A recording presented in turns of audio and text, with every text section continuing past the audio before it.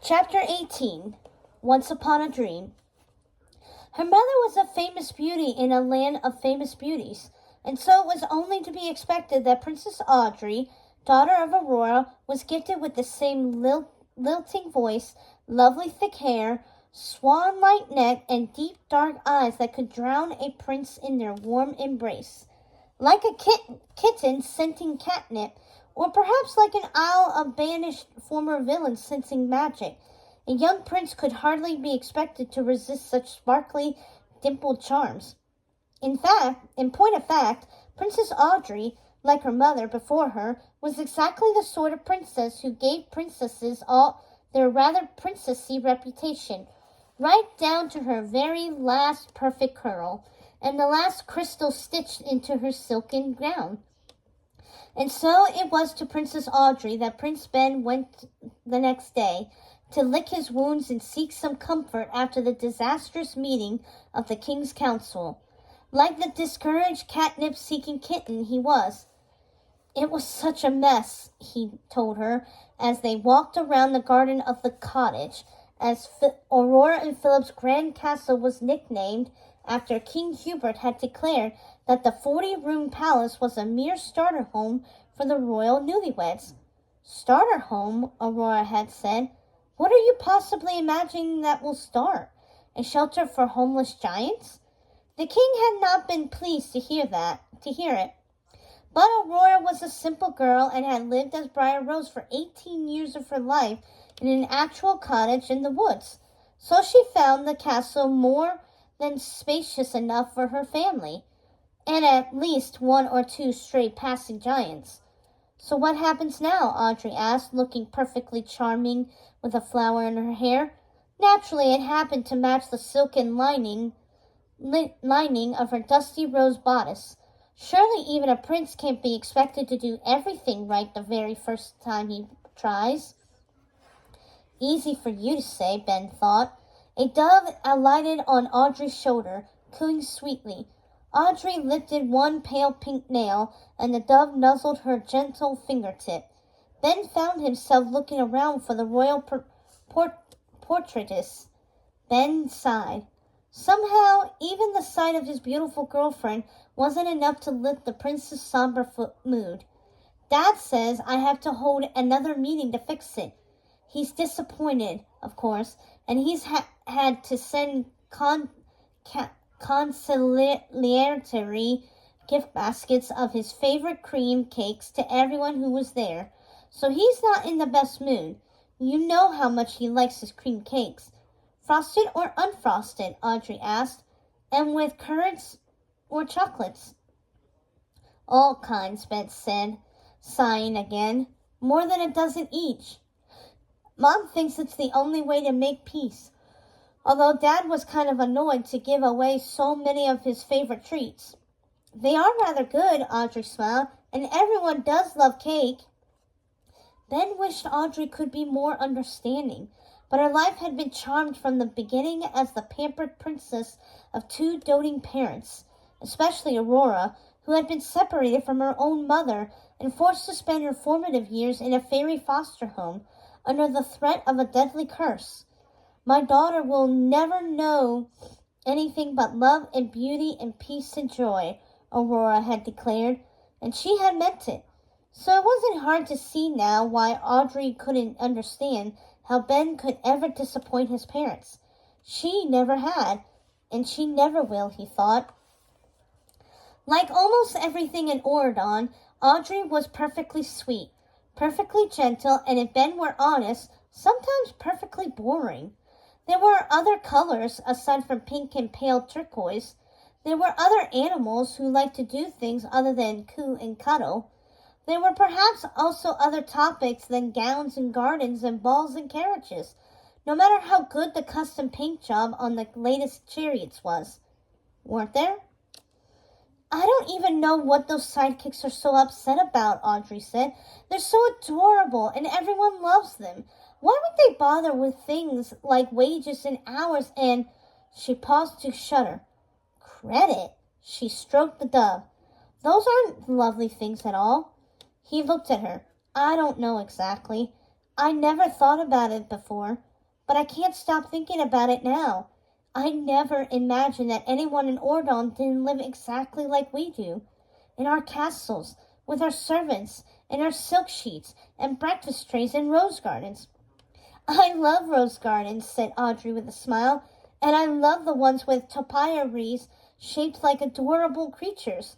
She giggled in delight at the thought, and the dove on her shoulder chirped back agreeably. They said I was rude, he lamented, and I was. The elephants are my favorite, with those cute little trunks. But I didn't have a choice. They weren't listening to me. They also said I lost my temper. He hung his head, ashamed of the scene he had caused. But also hippos. Such lovely teeth. It's such a talent, really, to prune a bush into the shape of a hippo. Don't you think? Yes, but about the meeting. Audrey laughed again, and it was a tinkle of fairy bells chiming in the wind. Ben realized that she hadn't heard a word he was saying. Maybe it's better this way. She doesn't understand what I'm going through, and I don't think she ever will. Audrey must have seen the frown on his face, because she paused to take Ben's hand in her tiny, perfectly manicured fingers. Don't worry about it, Ben. Everything will work out. It always does. You're a prince, and I'm a princess. This is the land of happy endings, remember? You deserve nothing less than everything your heart desires. You were born to it, Ben. We all were. Ben stopped in his tracks. He had never thought about it like that. It was implied, certainly, in everything they did and everything that was done for them. But to hear the words themselves from such beautifully shaped, perfectly pink lips? Why us? How did we luck into this life? How is that fair? To be born into a life without a choice in the matter, without the freedom to be anyone else? She laughed. Don't stop now, silly. I have something to show you. Something perfectly perfect, just like today. He allowed himself to be pulled, like any good prince, in the hands of a maiden princess, but his mind was still far away. Is this all there is? Is this even what I want for my life? They had circled the garden, and now Audrey led him into a secluded patch of wildflowers.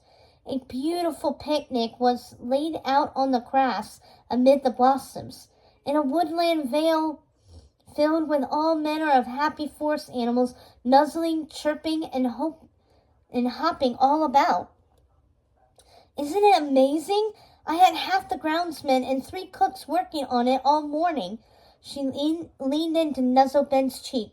Just for us. She pulled him down to the embroidered silken blanket. Her initials, intertwined with those of her royal parents, were stitched into the fabric beneath them. The golden silken thread sparkled like sunshine in the grass. Ben smoothed a loose curl away from the blush of her rosy cheek. It's lovely, and I thank you for it, but I know, she sighed. I didn't bring any cream cakes. It was all I could think about when you mentioned them. I do apologize, but we could sample a good 17 sorts of other pastries. She held up one shaped like a swan with chocolate wings. This one is sweet, don't you think? She all but cooed at the pastry. Ben pulled away. He shook his head. But don't you ever wonder if there's more to this than that? More to life than this? What could be more than this? Asked Audrey with an uncharacteristic frown. She put down the swan. What else is there? I don't know. But wouldn't you like to find out? Explore a little? Get out on our own and see the world?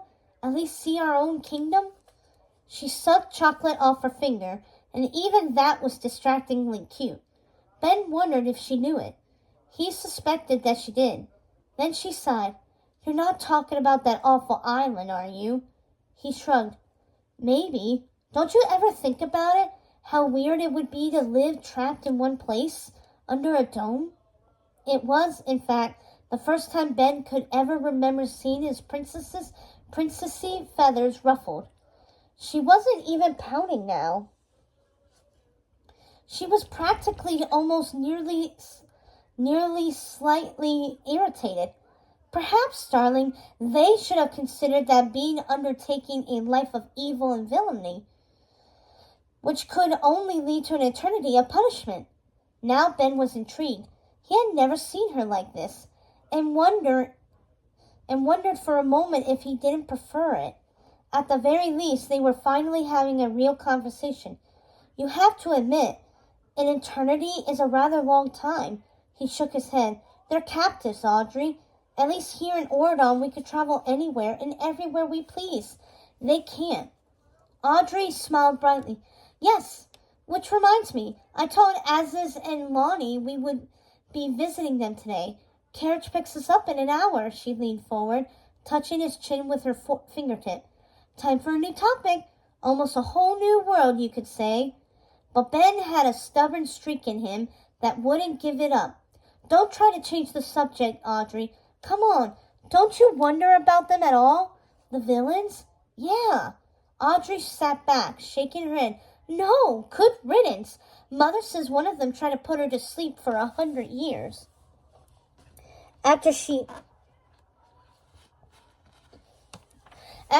already spent her entire childhood in foster care and protective custody. My own mother. And then that same horrible woman turned into a dragon who tried to kill Papa. She shivered. Audrey must have had heard the story more times than she cared to say. Ben understood, but she never mentioned any of it to him before. He didn't blame Audrey for not wanting to talk about it, and he softened his voice now, taking her hand.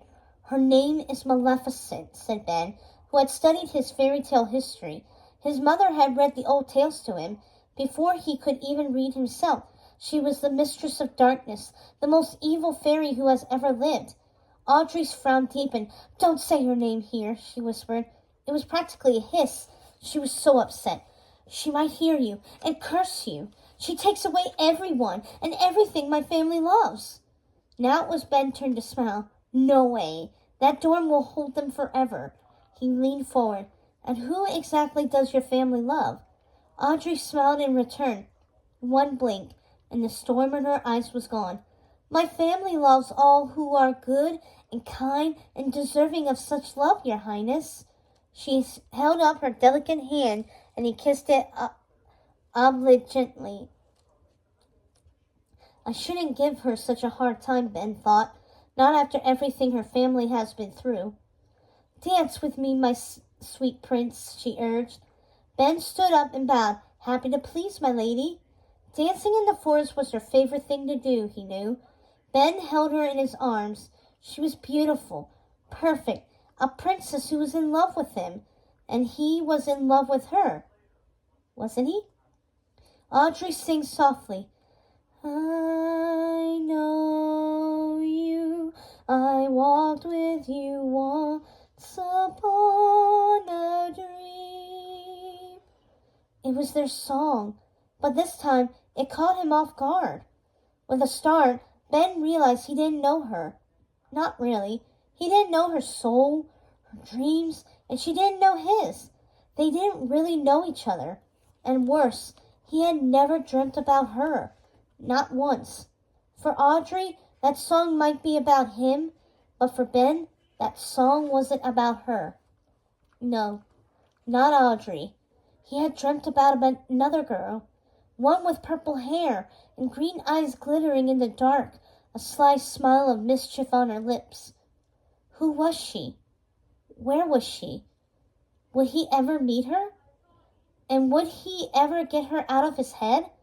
Ben closed his eyes and tried to focus on the melody and the girl in front of him. But the memory of the girl from his dream was too hard to forget.